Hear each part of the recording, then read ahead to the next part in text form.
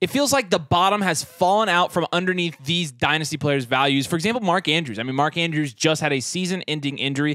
In a season where Mark Andrews actually wasn't playing that bad, when you consider how bare the tight end landscape is right now, he was the tight end 3 on the season when he got injured. And now, when you're looking at his dynasty value, I got an offer this morning, Quenton Johnson and Jake Ferguson for Mark Andrews. Wow. So people are clearly trying to take advantage of this, and so we have to decide, are we going to try to sell Mark Andrews low or hold? This one seems obvious. I don't know why we wouldn't just hold Mark Andrews. In my opinion, and this is why I told the person that sent me the trade, there's no reason to sell players right after they get injured. You're selling it at a value crater. Why do that? Why do that? Just hold. It's bad strategy to trade unless you like absolutely need to. But with Mark Andrews, you're talking about somebody that has really insulated value as a younger tight end, somebody that is actually like a bright spot in a very bare landscape. Mm-hmm. I don't see why you would even, I don't see why you would sell him. I'm holding him all day long on every team. Yeah, I think you're going to have a lot of desperate contenders that own Mark Andrews, though. That stream tight end. Yeah, I know. Guys, you don't. I know. Tight end is going to have the least amount of effect on your championship hopes of any position.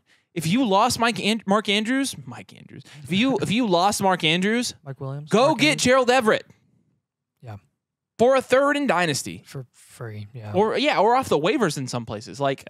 So, yeah, we're holding Mark Andrews, and we're also holding Bijan. This is one heck of a discussion. It's interesting how things come full circle, because I think value-wise, we were really forced to be okay with Bijan's price where he was going because his value just seems so insulated, and it still is, even though he has fallen in value quite a bit. I think, long-term, it's Bijan Robinson. I don't think he's going to fall a ton long-term, and he'll probably go back up in value in Dynasty during the offseason. But we did a video, I think it was last January, in 2023, where we said Bijan Robinson, it wasn't quite clickbait. We said Bijan Robinson's ruining your dynasty team. And basically what we were saying or your dynasty leagues, is people were tanking and completely decimating their entire roster just to acquire Bijan Robinson, a running back. A running back. As great as he is. He's a running back. It's volatile. It's the most volatile position. Why would you tank? Why would you destroy your roster to go get a running back? Now you leave everything in the past. Okay, hindsight's 2020. You can look back at it and say, okay, we've learned our lesson there. What do we do with Bijan Robinson now? And what has really resulted in Bijan Robinson falling in value? Because Bijan Robinson, his comps were LaDainian Tomlinson going into this season. People were saying he was going to get 2,000 rushing yards, but he was more likely to get 2,000 than he was to get 1,000. Correct. And to be fair, I agreed with that take. I did too. Bijan, it's nothing against Bijan. The Falcons ran the ball more than anyone else in the NFL last year, like 560 times. So how could you not have expected Bijan Robinson to produce at an insane level this year? Arthur Smith, thank you, man. Thank you. We all had to learn the hard way with DeAndre Swift. We all had to learn the hard way with Bijan Robinson. And we're going to have to continue to learn, hopefully not the hard way, with Arthur Smith in the future, that as long as Arthur Smith is coaching the Atlanta Falcons, you've got to be careful with all those assets there. You have to be. And with Bijan, do you think he's a hold? He has to be, because of your first point, because people they sold their entire team, tanked like as hard as they could, and spent first round startup draft capital on Bijan. Yeah, you can't sell now. You're stuck with him. You're holding Bijan. There's no situation where you're not pivoting. There were 3 players. We made a video this offseason. There were 3 players we put in that video, and we said, these 3 players are going to ruin your dynasty team if you draft them in startups. Biggest top 3 takes of the entire year. All 3 of those players could be on this list right now. Yeah. 2 of them are. One of them is Tony Pollard. Guys, we told you. We tried to tell you. We really, really did try to tell you that Tony Pollard, even if he went off, which we did say was no guarantee. We said, there are some good data that suggests that Tony Pollard won't actually be the top 5 running back lock that everybody says he would. We were very out on him, in dynasty leagues. Like, he was going to lose value anyways because of his age, even if he did go off. Tony Pollard's lost some freaking value, man. Tony Pollard's the running back 19, I think, right now in fantasy leagues? PPR? Yeah. 19 in PPR league. No, 20. Sorry. He got to a point this offseason where he was ranked as high as the running back 6 in Dynasty. The running back 6. Now, you're looking at the guys that are value equivalent to Tony Pollard. Again, take this with a grain of salt. Let's keep trade cut. George Pickens, Kyle Pitts, David Montgomery. Oh, a committee back. Rachaad White. He is back-to-back with Rachaad White. So not only did you lose a ton of value by drafting Tony Pollard in the 5th round, which was so stupid anyways, you not only lost a ton of value if you drafted him, you got very little help winning a championship in return. Yeah. Yes, the season's not over. Yeah. Yes, he could be very good late in the season. Yes, he plays the Panthers after this video is recorded, and I know good and well he could have 40 points. Yeah, he could go off. He could go off in the last few weeks of the year, and it doesn't matter. It doesn't matter because the first 10 weeks of the season matter as well, and a lot of owners of Tony Pollard, I promise you, I'm not lying when I say this. I've seen it. I have done dozens and dozens and dozens of blueprints, which we'll talk about here. But in so many of those blueprints, there have been multiple teams that they thought they were contenders going into the season, and Tony Pollard has been one of the biggest reasons that they're not. Guys, I mean, even as stupid as we can be sometimes, we do this a lot. Yeah. So we see this. Speaking of blueprints, they're really good to have because if you would have done a blueprint last offseason, had we had blueprints, we would have said, don't draft Tony Pollard or sell Tony Pollard while you can. But right now, for Black Friday, you can get 2 team blueprints when you sign up for the annual Mother Flocker tier at flockfantasy.com/domain. So that's annual Mother Flocker tier. And if you use code domain, you get 2 team blueprints for 2 of your Dynasty teams. That's insane. That's a good deal because they take us quite a while to do, but it's a comprehensive plan for your Dynasty team. And it's a multi-year plan to help you plan out what your team's going to look like 3 years from now, 2 years from now, 1 year from now, what your roster looks like, what your depth score is, what your positional grades are, who you should be trading from your roster, who you should target with those players. It is a comprehensive plan. And again, we want to help you set your Dynasty teams up for success for years to come. So these blueprints are the way that we do that. And again, right now, you sign up for the annual Mother Flocker tier on flockfantasy.com and you use code domain. You have to use code domain to unlock the blueprint. Then you get 2 of these suckers. It's a great deal. Take advantage of it. 2. Next guy on this list was one of those other ones. One of those other 3 that we talked about. Consistently the most overvalued wide receiver in Dynasty Fantasy Football for 2 years. For 2 years straight. Not anymore. T. Higgins. And this is a guy that will say, I guess we never had a verdict on Tony Pollard. Are we buying or are we selling Tony Pollard? Sell Tony Pollard for whatever you can get. I'm selling for whatever you can get. Yeah. Because right now, I mean, let's that's a great point. Let's plug that in. Tony Pollard right now, who can you sell him for according to the almighty Keep Trade Cut? Which, by the way, why do we use Keep Trade Cut on these videos even though we know it sucks? Because your league mates use it. Yeah. And we use it to take advantage of people. We use it because you can get Alvin Kamara still. I'd take Kamara. Yeah. You can get Montgomery, yes. Kittle, White. Yes. Rachaad White, yes. Debo, yes. A 25 late first, please. Dynasty players are obsessed with Pickens for some reason, so go get Pickens. He's value equivalent. Yeah, so back to T. Higgins. I will say, guys, to your credit, when I'm looking at his game log here, he had a really, really good game where he scored 28 points. 28 points. In that game, his targets, 12 targets, 8 receptions, 89 yards, and 2 touchdowns. So if you take away every other game that he's played this year, just get that one. Actually averaged 28 points per game. That's 11 points per game more than you guys estimated that he scored, taking away his injured games last season at 17 points per game. So, I mean, at that point, that's why he's a buy, because he's really elite. That's what he averages. No, I'm being sarcastic. I say this all the time. No, you're I'm not. Joking. Joe Burrow, obviously the injury isn't going to help this. I wouldn't be surprised if T. Higgins, he's been so banged up this year, to be fair, which he has been for the last few seasons. They could close out his season, honestly. I wouldn't be shocked if they did that. And with that being said, regardless of whether that happens or not, or if he plays for the rest of the year, I think T. Higgins is a huge buy. I do. I think he's going to be a big buy. This is textbook Dynasty Fantasy Football. This is your Dynasty Fantasy Football 101. You do not hate the player. You hate the price. Or vice versa. We never hated T. Higgins. We never hated him. Right now with T. Higgins, we love the price. The problem to begin with was that T. Higgins was going at a price, at a ceiling that he had never demonstrated before.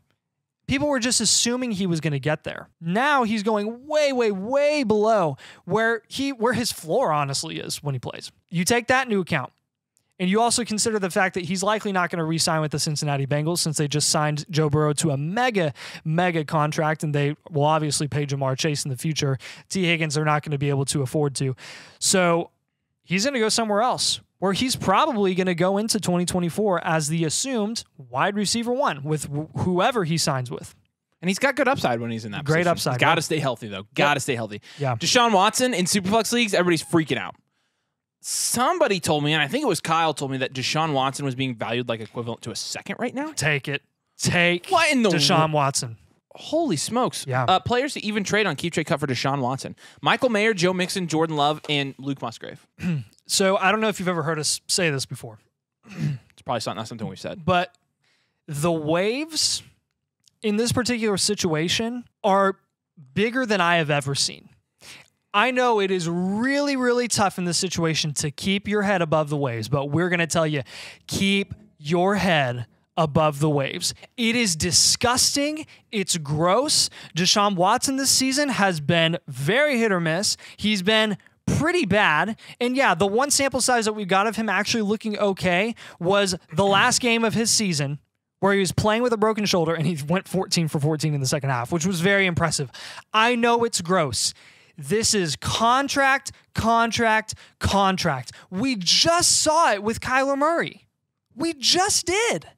Kyler Murray coming off an ACL tear. Kyler Murray, a lot of his production coming from his rushing upside. Everyone questioned it.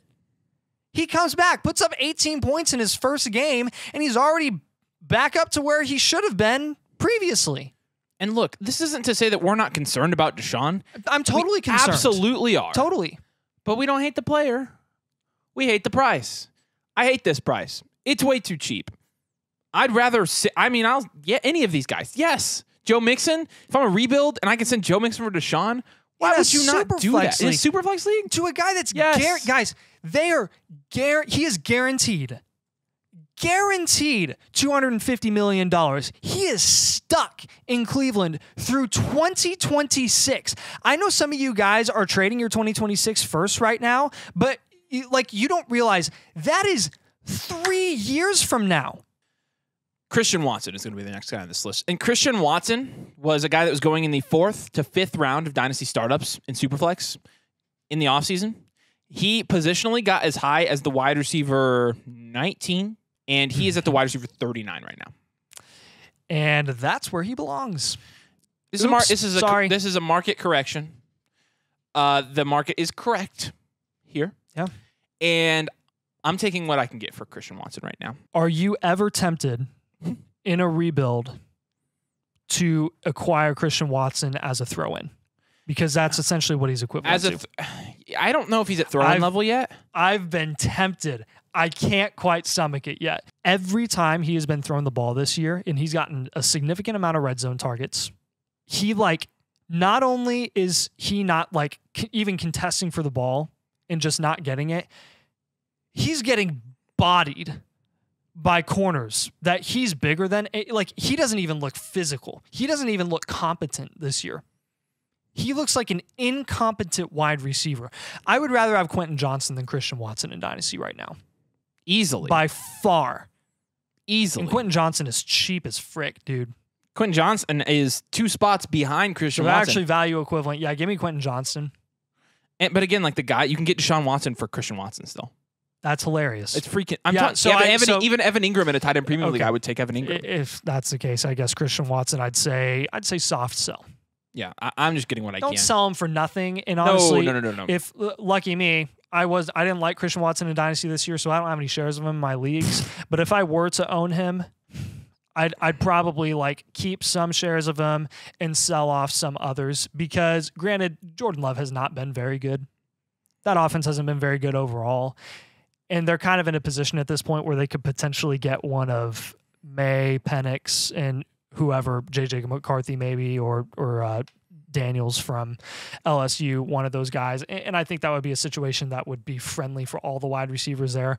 But, I mean, Jaden Reed's better than Christian Watson. And he's the wide receiver one there, I think, long term from a target volume perspective. Unfortunately, I have 3 Christian Watson shares. That's Dynasty. tough. It's very tough. And I was buying him because I thought I could resell him. I was getting good value, and I wasn't actually getting good value. Because he stinks. But the next guy on this list doesn't stink, and people say he already does, and that's Quenton Johnson. Oh, speaking of. Look, QJ's not dead yet, guys. QJ's not dead yet, but he's the wide receiver 41 on Keep Trade Cut. This is a guy I'm buying low on. We've said this in multiple videos already this offseason. I'm buying low right now on Quenton Johnson. I think you should be getting him as a throw-in in your trades. I think that he still will have some good opportunities to flash this season, and if he does flash, then his value is going to go way up. We know this from personal experience. You can sell a mid to late second-round pick and a third-round pick, both of those in 2025, and you can get Quenton Johnson. It is one of the funniest things that I've heard during this year, because there are a lot of overreactions during the season when, players don't produce. Quenton Johnson totally looked over this year because of his lack of production compared to the other rookie wide receivers. He's got 162 receiving yards right now, okay? Granted, this is 9 games into the season for the LA Chargers. You've got a lot of people right now that are saying, they're already pulling up stats. They're already saying, these are the rookie wide receivers that have put up less than 500 yards and their success rates after that. What they do for their careers. And I'm like, dude, we are barely halfway through the year for the Chargers so far, and we're already assuming he's not going to put up 500 yards. I get the statistics. I get the history. I respect that. We can reevaluate once we get towards the end of the season, but you're coming off of Quenton Johnson's best game, 4 receptions and a touchdown, and they needed it. They still lost a game because of Staley, but I'm not near as close to out on Quenton Johnson as a lot of people are right now. Let's have a moment of silence for Calvin Ridley. And you know what that moment of silence isn't for? Us, because we didn't draft Calvin Ridley in Dynasty. And if you did, that moment of silence was for you because he screwed your Dynasty team. Yeah. Calvin Ridley right now is the wide receiver 43 in the NFL in fantasy scoring. 43, guys. Huh. Interesting. If only there were 2 handsome idiots that told you not to draft Calvin Ridley in Dynasty. Let's ring that gong for the first time. We've never rang the gong before. Never rang the gong before. Never rang the gong. I'm going to get the gong. But Calvin Ridley, again, the wide receiver 43, he's been mildly disappointing. And who could have ever guessed this? Us. First gong ring ever. We weren't wrong. Calvin Ridley, baby. What are you doing with Calvin Ridley? At the moment, as an owner of Calvin Ridley, which, not me, if you're an owner of Calvin Ridley, hold him for now. Let's wait and see how his market value corrects by the end of the season, because I do think there's a chance, because we've done a lot of fantasy domain videos over at the other channel, and one of our picks for, like, if you're desperate right now and you're just looking for upside to make a run where you can't lose any more games or you're going to miss the playoffs, go get Calvin Ridley because there's a chance that he can go off because his target volume has been very respectable. I'm saying if you're an owner of Calvin Ridley, hold him for now and wait and see. We could get to a point where we're saying, okay, yeah, sell Calvin Ridley for anything you can get at this point. But I think there's also a scenario where you could buy Calvin Ridley pretty low for pretty cheap. There's no guarantee that he re-signs with the Jags long term. I actually personally don't think it's going to happen. I think they'll draft a receiver before they re-sign him because they have to sacrifice their second round pick if they re-sign him. So I think he goes to another situation where it could be a little more promising, where he's got a year under his belt coming off of not playing for 2 seasons, a little more experienced again, kind of shakes that rust off and can produce at a pretty decent level. And, I still am optimistic about Calvin Ridley, the talent. He's looked good this year as an NFL talent. He just was never going to produce. He's just never going to produce. We knew that. Yeah. And then lastly here, Joe Burrow. This one's easy. If anybody's selling Joe Burrow at any sort of discount, I'm buying him. Yeah. It's a Superflex league. He's Joe Burrow. Easy. All right, do us a huge favor. If you play Dynasty, you haven't subscribed, make sure you subscribe to the channel. Drop a like. And if you want 2 team blueprints, flockfantasy.com/domain. Use code domain. Sign up for the annual Mother Flocker tier. You get 2 team blueprints right now instead of 1. Black Friday deal only, so this is going to end this week. Appreciate you guys watching. Thanks for joining us today. We'll see you later.